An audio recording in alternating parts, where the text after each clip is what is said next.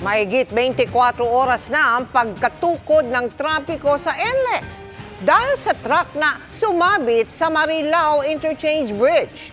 Ang latest alagay ng trapiko, tinutukan live ni Oscar Oida. Oscar. Yes, Mel, bunga nga ng iniwang pinsala nang nangyaring aksidente dito sa may NLEX parting Marilao. Sa buong maghapon, naging usad pagong ang daloy ng trapiko. Alas 6 pala ng umaga kanina, napakabagal na ng daloy ng trapiko sa may northbound lane ng North Luzon Expressway. Bunsod pa rin ang nangyaring aksidente sa may ilalim ng Marilao Interchange Bridge kung saan isang trailer truck ang sumabit sa nasabing tulay. Sa ngayon ay sarado pa rin po yung dalawang lanes sa ilalim po nung affected po nung part na affected ng tulay. At yun po yung parte na yun, may shoring, support po yung tulay ngayon na inilagay, kaya sarado pa rin po yung mga lanes na yun. Habang inumpisa na po yung pag-repair ng tulay. Ayon sa pamunuan ng NLEX, 1.5 hanggang 2 oras ang nadagdag sa travel time sa lugar. Ito'y kahit pa nagpa-counterflow na sa ilang bahagi ng southbound lane.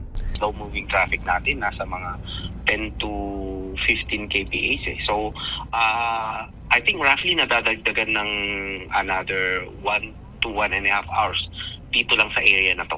Pag talagang bumabagal pa po, yung nakikita natin nadadagdagan ng 2 oras .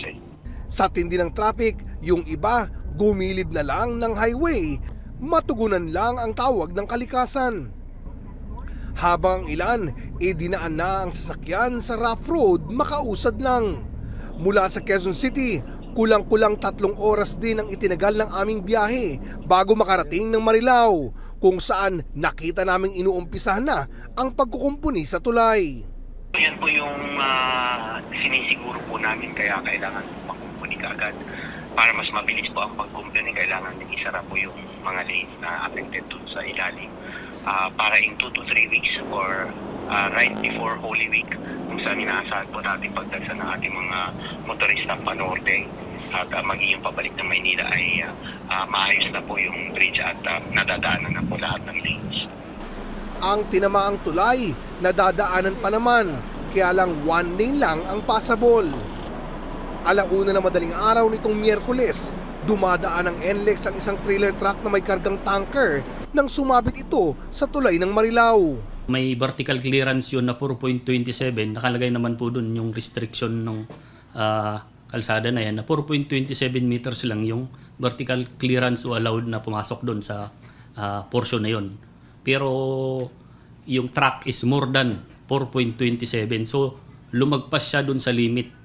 Sa lakas ng impact, tumilapon palabas ang asawa ng driver na nooy nakasakay sa nasabing truck.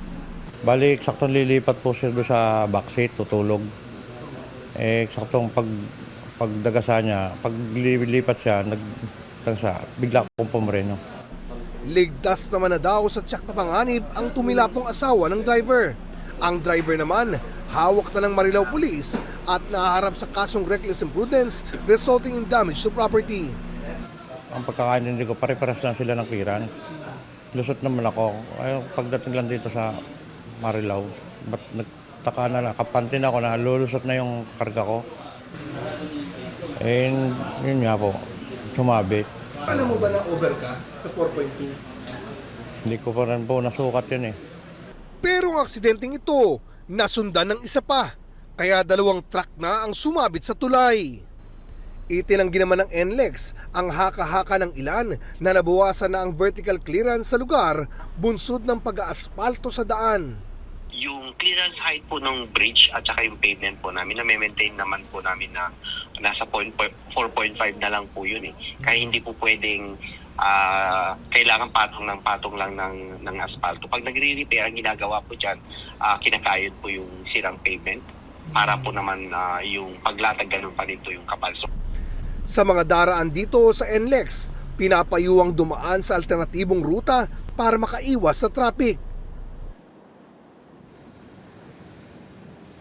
Samantala, Mel, kapansin-pansin na sa mga oras na ito ay muling binuksan yung mga lanes na kanina o buong araw ay sinarado para magbigay daan dun sa construction.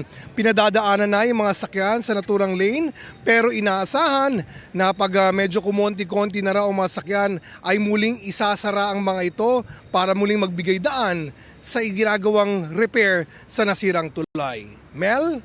Maraming salamat sa iyo, Oscar Oida.